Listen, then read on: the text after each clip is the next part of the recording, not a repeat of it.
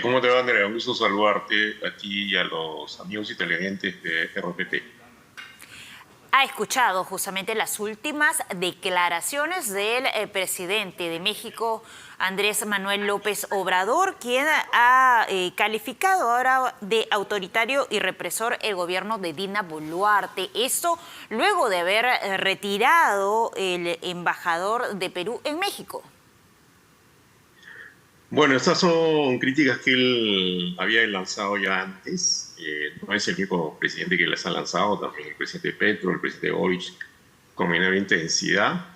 Pero López Obrador es el que ha puesto más énfasis, el que ha llamado la institución de Castillo una farsa y el que nunca, casi nunca ha hablado de que el expresidente Castillo intentó un golpe de Estado. Yo creo que hay una parte de esas críticas que se pueden reconocer. Por ejemplo, que hay grupos de poder que trataron de encimar al presidente o el expresidente Castillo. Eso es evidente, ocurrió desde el comienzo, pero eso no significa anular, obviar el intento de golpe de Estado que Pedro Castillo trató de perpetrar en diciembre pasado y que no justifica para nada esta defensa, ¿no? Y además es irreal incluso, porque ni siquiera los manifestantes que están saliendo a protestar acá en el Perú tienen en su agenda la reposición de Pedro Castillo. Entonces, daría la impresión que López Obrador está tratando de volverse un referente, digamos, de una parte de la izquierda latinoamericana y ha tomado como bandera la defensa del expresidente, que creo que es alguien que simplemente vulneró la ley y está procesado y va a tener que encarar su juicio. Pero estas declaraciones que ha dado, más la actitud y la injerencia que está dando en nuestro país, ¿cómo afecta justamente las relaciones bilaterales con nosotros? Bueno, ya les afectó, porque nosotros hemos retirado definitivamente nuestro embajador, hemos expulsado al embajador de México. Hay que aclarar algo, Andrea, que es sumamente importante. Se han retirado los embajadores, o sea, uno, el de México ha sido expulsado y el nuestro ha sido retirado definitivamente. Son acciones que ha hecho el Perú, no México, ¿no? Como reacción a estas declaraciones constantes, ¿no? Pero no significa eso que los acuerdos comerciales no sigan, ¿no?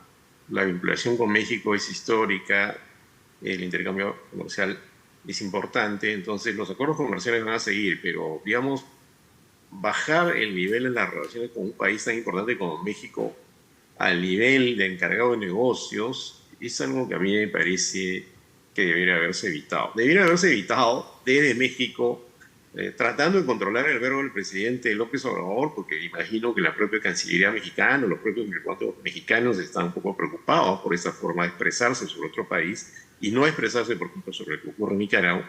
Y también desde acá tratando de tener una diplomacia preventiva que evite que esto llegue a tales niveles, ¿no?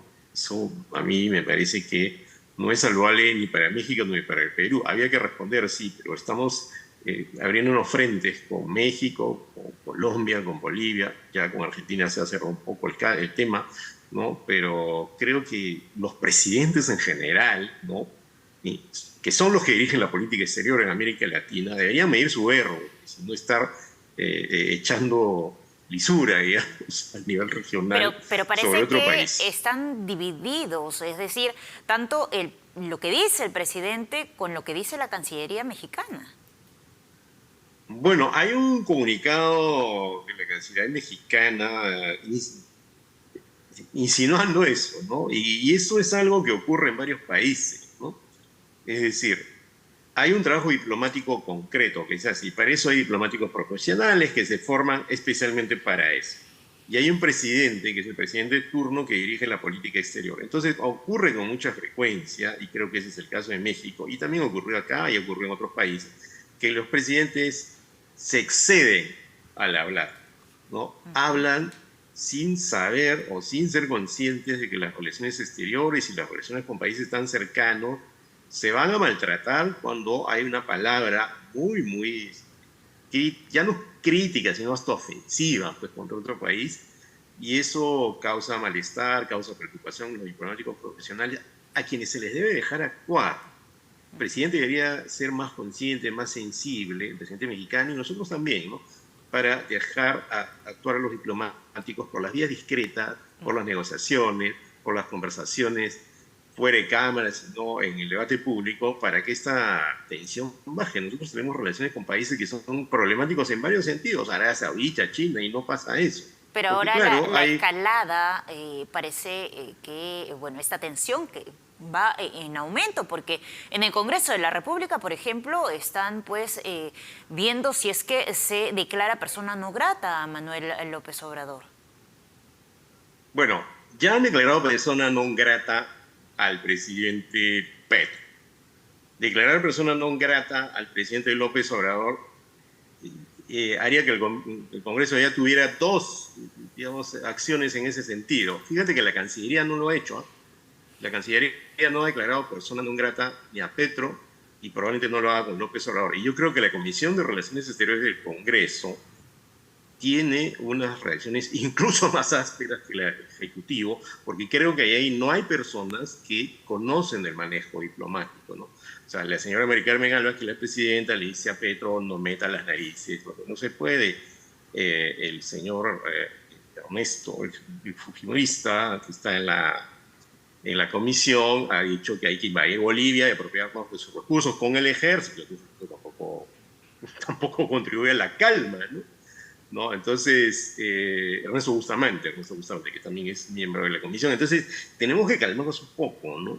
Tiene que calmarse el presidente mexicano, tiene que calmarse el Congreso, la propia Cancillería nuestra tiene que ver las cosas con más calma, porque no podemos estarnos abriendo frentes y estar tendiendo al aislamiento, que es algo que no le conviene a ningún país, ¿no? Y en eso estamos, por responder de una manera áspera a declaraciones ásperas. Creo que la diplomacia sabe negociar, sabe poner las cosas en su sitio con calma y mediante la diplomacia y la negociación, que para eso existe, y eso es lo que creo que no está pasando. En medio de este panorama justamente conflictivo entre ambos países, también tienen problemas en su propia nación, porque se ha visto justamente este fin de semana lo que son masivas protestas contra el presidente mexicano. Esto ante, al parecer, una también intención por reformar organismos electorales, algo que no lo ha querido aceptar el pueblo mexicano, y es por ello que han salido a las calles. ¿Cómo toma esto? Bueno, el Instituto Nacional Electoral en México es un equivalente del Jurado Nacional de Elecciones y la OMPE, la es el que organiza las elecciones. Durante 70 años aproximadamente en México gobernaba el Partido Revolucionario Institucional, que es uno de los que ahora más protesta, y controlaba este organismo que en ese momento tenía otro nombre, el Instituto Federal Electoral. Entonces, cuando eso cambia con el presidente Ernesto Zedillo, que era el PRI, entonces recién comienza a haber elecciones más transparentes en México. Lo que está haciendo ahora López Obrador es reducir el presupuesto y reducir el personal de este organismo electoral que ahora se llama Instituto Nacional Electoral. Y con eso está trayendo al presente la sombra de esas épocas del PRI, sombras que él rechazó además, porque él en una ocasión, en el 2005, argumentó que había ganado las elecciones y dijo que el organismo electoral había hecho fraude. Entonces ahora él mismo trae al presente una serie de medidas que volverían más pálido este organismo electoral. Él tiene el aparato del poder, en el Ejecutivo por lo menos, ¿no?, con mucha fuerza. Entonces hay un temor de que se manipulen las elecciones, curiosamente como ocurría en la época del PRI, que él rechazaba, ¿no?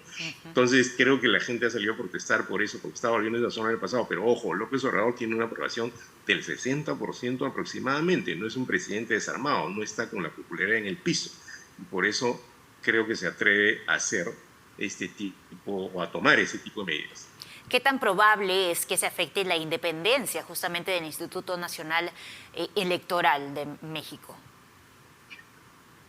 Eso se va a saber en la medida que haya un desenlace, porque debido a estas protestas que han sido grandes, probablemente el Ejecutivo retroceda. Las reformas que se están haciendo al Instituto Nacional Electoral son reformas que pertenecen a lo que se llama un plan B. Hay un plan A que era incluso más drástico, pero incluso este plan B a la oposición le ha parecido mal, porque trae esa sombra de los tiempos en que en México ya se sabía que iba a ganar el PRI. ¿no? El PRI es el que ahora más protesta, ojo, que se pasó 70 años haciendo eso, pero ahora está protestando porque teme que López Obrador haga algo similar.